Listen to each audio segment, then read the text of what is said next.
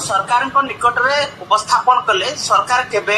हारे ना तो से क्रॉस क्वेश्चन से रही अच्छी जे आपण 6 वर्ष नेशनल इंक्रीमेंट को कौन बर्तमान गुरुत्व दौरान जदि गुरुत्व दौरान प्रथमे आम नूतन भाव निजुक्ति पाई चुक्तिभित्तिक शिक्षक मान प्राधान्य देवा आवश्यकता रही जेहेतु से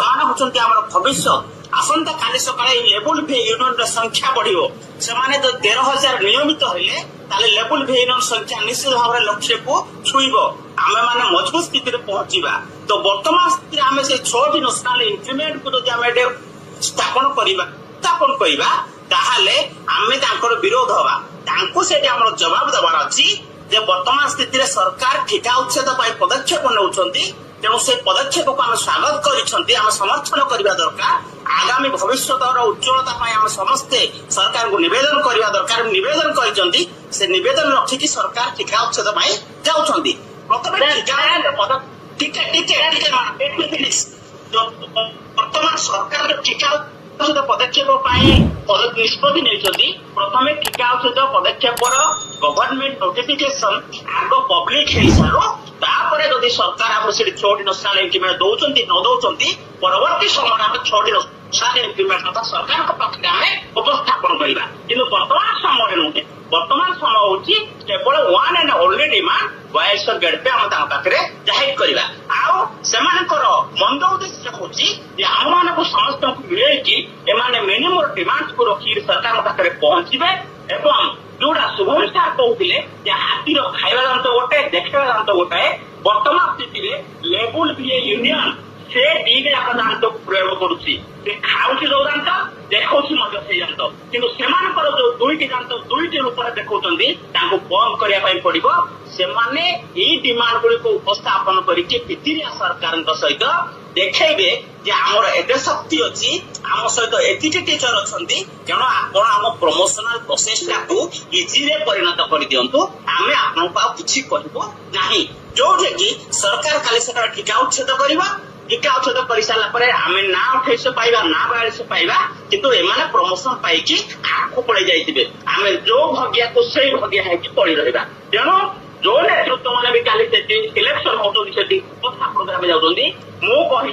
मु साधारण शिक्षक हिसाब से आह्वान दूसरी वीरत्वर प्रतीक वीरत्वर साहस नहीं ओडिया असुविधार साहस नहीं आपड़ी स्टिकअप रुहतु कौन डिमांड में कंप्रोमाइज हमार चांस ना जदि ना आपण मैंने आम सहित यही मतर रहना आम उठिलु यू चलू आम आमर आंदोलन करूँ यही प्रकार रोकठोक हिरासी अच्छे मुह देखा ना क्या संपर्क भांगी गले भी किसी प्रश्न उठा ना यही निष्पत्ति ना पड़ो भल भाव मन रखु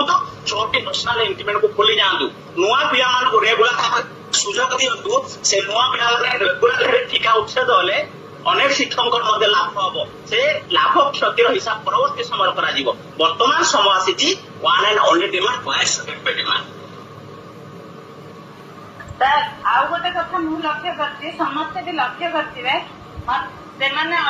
सरकार निकट में उपस्थापन कले सरकार केबे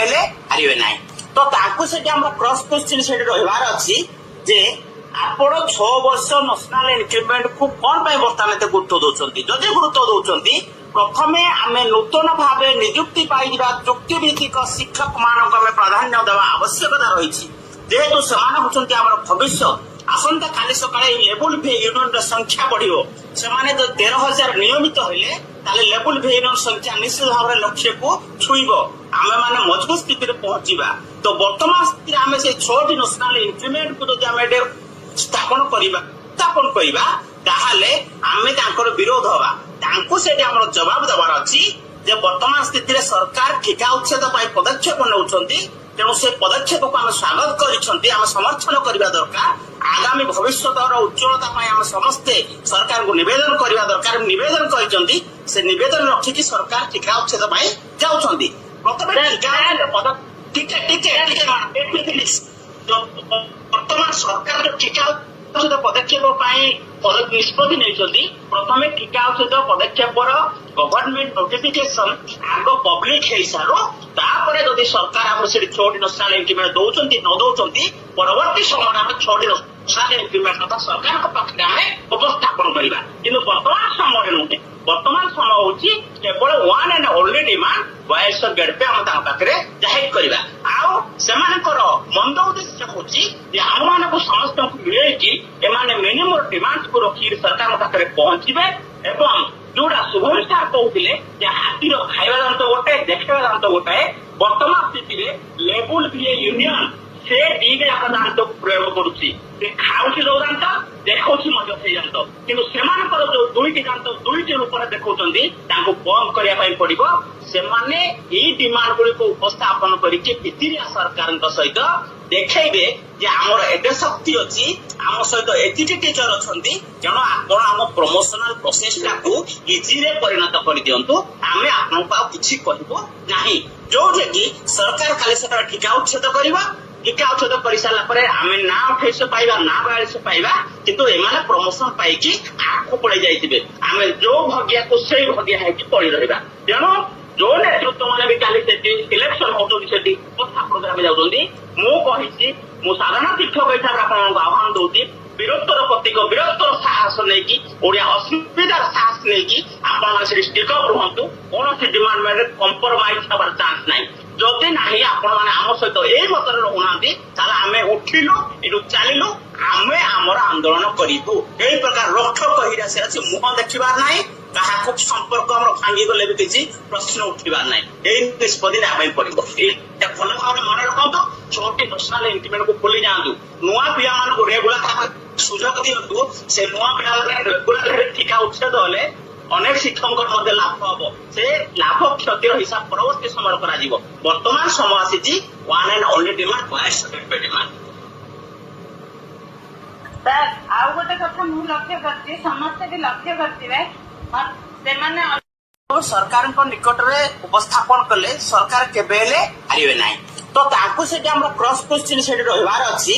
ଯେ ଆପଣ 6 ବର୍ଷ ନ୍ୟାସନାଲ ଇନକ୍ରିମେଣ୍ଟକୁ କଣ ପାଇଁ ବର୍ତ୍ତମାନ ଏତେ ଗୁରୁତ୍ୱ ଦଉଛନ୍ତି? ଯଦି ଗୁରୁତ୍ୱ ଦଉଛନ୍ତି, ପ୍ରଥମେ ଆମେ ନୂତନ ଭାବେ ନିଯୁକ୍ତି ପାଇଥିବା ଚୁକ୍ତିଭିତ୍ତିକ ଶିକ୍ଷକ ମାନଙ୍କୁ ଆମେ ପ୍ରାଧାନ୍ୟ ଦେବା ଆବଶ୍ୟକତା ରହିଛି। ଯେହେତୁ ସେମାନେ ହଉଛନ୍ତି ଆମର ଭବିଷ୍ୟତ। ଆସନ୍ତା କାଲି ସକାଳେ ଲେବୁଲ ଭି ୟୁନିୟନର ସଂଖ୍ୟା ବଢିବ। ସେମାନେ ଯଦି 13,000 ନିୟମିତ ହେଲେ ତାହେଲେ ଲେବୁଲ ଭି ୟୁନିୟନ ସଂଖ୍ୟା ନିଶ୍ଚିତ ଭାବରେ ଲକ୍ଷ୍ୟକୁ ଛୁଇଁବ। ଆମେ ମାନେ ମଜବୁତ ସ୍ଥିତିରେ ପହଞ୍ଚିବା। ତ ବର୍ତ୍ତମାନ ସ୍ଥିତିରେ ଆମେ ସେ 6ଟି ନ୍ୟାସନାଲ ଇନକ୍ରିମେଣ୍ଟକୁ ଯଦି ଆମେ ସ୍ଥାପନ